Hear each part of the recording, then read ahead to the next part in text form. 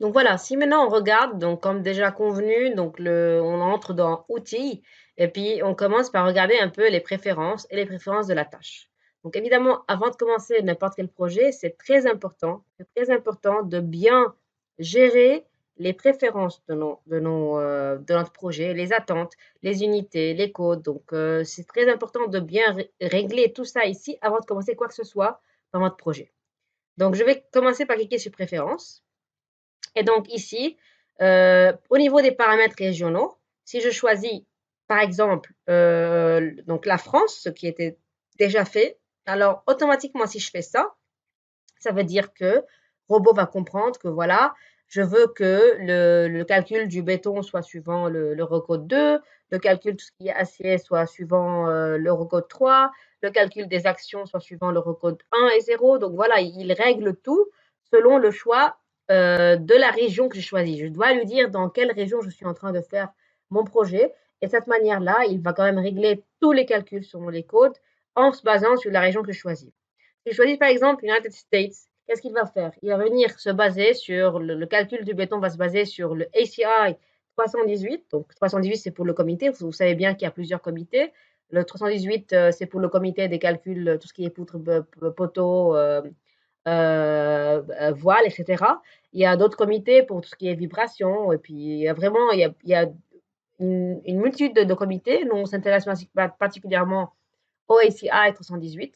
Donc voilà, il va savoir que je veux que si je choisis United States, ça veut dire que je vais devoir utiliser l'ACI 318 pour le béton. Je vais devoir utiliser l'ASCE pour tout ce qui est acier, donc American Society of Engineers, et puis le ASTM pour les matériaux. Donc voilà, c'est lui qui s'adapte automatiquement selon la région que je choisis. Ensuite, la langue de travail. Donc moi, j'ai choisi ici le français parce qu'on est en train de donner un cours en français. Vous pouvez changer la langue, peu importe le paramètre régional que vous avez choisi ici. Donc les paramètres, là, les codes vont suivre selon le choix de votre région. Mais par contre, la langue de travail, c'est la langue ici de tous les menus. Vous la choisissez ici. Et puis en plus, vous avez ici la langue d'édition. Ça veut dire la langue de la note de calcul. Elle peut être une note de calcul en anglais. Il y a des fois où c'est exigé. Donc il y a une langue qui est exigée donc par le client, par le maître d'ouvrage, et puis vous devez quand même choisir une langue de la note de calcul selon les attentes. Et puis pour vous, pour le travail, votre propre travail, vous choisissez la langue de travail que vous avez envie d'avoir. Et évidemment, ne pas oublier qu'il faut se baser toujours, mettre votre paramètre régional selon la région dans laquelle vous vous trouvez. Comme ça, il y aura les codes qui vont s'adapter selon la région dans laquelle vous vous trouvez. Voilà. Si on vient maintenant dans paramètres, donc paramètres généraux, paramètres de la vue, affichage, donc tout ça, vous pouvez aller les voir, c'est pas super important. Moi, ce qui m'importe, c'est principalement ces trois paramètres. Et puis, ce qui est encore plus important, c'est l'autre menu. Donc là, je vais cliquer OK. Et je vais aller choisir dans Outils, préférence de la tâche. Donc ça, c'est aussi les paramètres qui sont très importants. Ce sont les paramètres qui concernent particulièrement le calcul qu'on va devoir, ou bien les paramètres de notre calcul, de notre modèle. Donc, si je clique sur unité et format ici, en premier, avant de rentrer dans si je clique sur le petit plus ici, vous allez avoir plusieurs autres petits menus. Si je clique sur unité et format avant de rentrer dans les autres, vous voyez ici deux choix. Soit des unités métriques par défaut, soit des unités américaines. Donc, moi, je vais choisir le système métrique qui a déjà été choisi. Donc, je vais cliquer Yes. Et puis, si maintenant je rentre au niveau des dimensions, vous allez voir que voilà, dimension de la structure, vous avez intérêt à garder le tout en mètres. On peut changer ici l'unité qu'on veut. Et puis là, c'est en fait le chiffre, donc le nombre de chiffres après la virgule des résultats. Donc, par exemple, si je mets ici, j'augmente ici avec la petite flèche ici, je mets 0,54321, ça veut dire que je vais avoir 4 chiffres avec la virgule. C'est comme si je viens vous dire que voilà, j'ai une structure, un élément de structure qui fait 6,54213. Donc, 5 chiffres après la virgule, ce qui est énorme. Donc, ça ne sert à rien, c'est inutile. Je vous conseille de garder les chiffres à la virgule tels quels. 2, c'est quand même raisonnable. Ensuite, vous avez la dimension de la section. Normalement, on donne les dimensions en centimètres, mais on peut les changer aussi. Donc, moi, je vais garder centimètres, c'est plus logique. Centimètres pour la dimension de la section. Et là, je vais garder juste un seul chiffre après la virgule.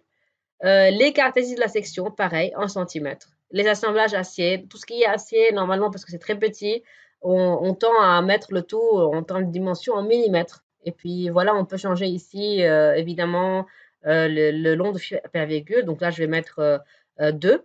Et puis, barre du ferraillage, donc pareil, c'est en millimètres. Si on parle de HA quelque chose, HA20, HA22, HA25, etc., c'est le diamètre de la barre d'acier. Donc, c'est en millimètres qu'on travaille, ou bien Tor 20, Tor 22, ou bien selon le ACI, c'est numéro quelque chose. Donc, voilà, c'est toujours en termes de millimètres. Section d'acier du ferraillage, donc c'est en centimètres carrés, c'est une surface. Et puis, largeur des fissures, donc ça c'est en millimètres évidemment, c'est très petit. Voilà. Si on regarde maintenant en termes de force, vous avez toujours, dans n'importe quel système, les forces qui sont dans le système français, les forces qui sont en kilonewton. Vous pouvez changer ici aussi donc les chiffres après la virgule. Les moments, kilonewton mètre, et puis la contrainte, normalement c'est toujours en mégapascal, ce qui est l'équivalent de dire que c'est le méganewton par mètre carré ou bien aussi le newton par millimètre carré. Donc les deux, c'est l'équivalent de 1 mégapascal. On peut changer ça ici, mais je vous conseille de garder les choses par défaut vu qu'on a choisi, nous, la région qui est la France et puis qu'on a choisi qu'on veut des dimensions qui sont métriques. Voilà. Si je viens cliquer sur autre, là, ça concerne particulièrement les résultats, si vous voulez. Si on parle un peu de déplacement linéaire, on peut le mettre en centimètres ou bien en millimètres, mais je vous conseille encore une fois de garder les choses telles quelles, mais vous pouvez changer quand même. Les angles, donc il y a les angles en termes de données, donc ce que moi je fais entrer, j'ai envie de le faire entrer en degrés, et puis les résultats, rappelez-vous que nous, on travaille avec des, quand c'est radian, ça devient vraiment très petit, et n'oubliez pas, de toute manière, qu'on travaille dans la théorie des petits déplacements. Il y a pas quand même de grands déplacements. Et puis voilà, ça nous intéresse des fois de voir en fait la rotation, particulièrement d'un nœud. Rappelez-vous, on avait parlé des degrés de liberté, θ x, θ y, θ z. Ça nous intéresse de voir des fois, dans le cas des ponts par exemple, l'appui de pont, les rotations de nos nœuds. Et donc là, on peut venir mettre soit en radians, soit en degrés, et puis gérer le nombre de chiffres après la virgule ici. La température, je peux la mettre en degrés ou bien en Fahrenheit. Et puis le poids en kilogrammes, la masse en kilos, et puis la valeur numérique sans unité. Donc on peut la garder telle qu'elle. Donc voilà. Et puis la règle, ça aussi on peut la garder telle quelle parce que de toute manière, lorsqu'on fait un zoom, il y a tout qui va changer automatiquement. Donc ça ne sert à rien de venir jouer avec ça. Il y a tout qui s'adapte. Ça, c'est la règle, le ruler qui est là. Donc voilà. Et puis finalement, il y a aussi édition des unités. Donc là, c'est spécial.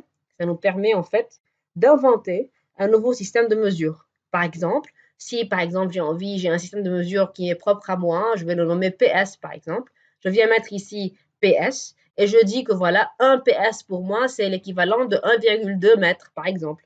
Je me crée un système de mesure que je peux venir dire à robot que je veux que ça soit l'équivalent de ça si je veux faire un calcul. C'est vraiment très intéressant, mais nous, on ne va pas avoir besoin de ça. Nous, on utilise les unités métriques, le mètre, l'unité de force, le newton, et puis l'unité de masse, le kilo. Et puis là, on pourra à la limite ajouter ou faire ou bien créer des systèmes de mesure que nous, on a besoin d'utiliser, qui sont propres à notre système, que nous, on invente si vous voulez, et qu'on vient apprendre à robot que voilà, l'équivalent de 1 PS. Donc PS, encore une fois, c'est n'importe quoi, je suis en train de donner un exemple que 1 PS pour moi, c'est l'équivalent de 1,2 mètres, ou bien 1,5 newton, ou bien 2 kilos, je ne sais pas. Donc voilà, c'est un système de mesure qu'on invente, qu'on peut venir mettre au niveau des éditions des unités. Donc voilà.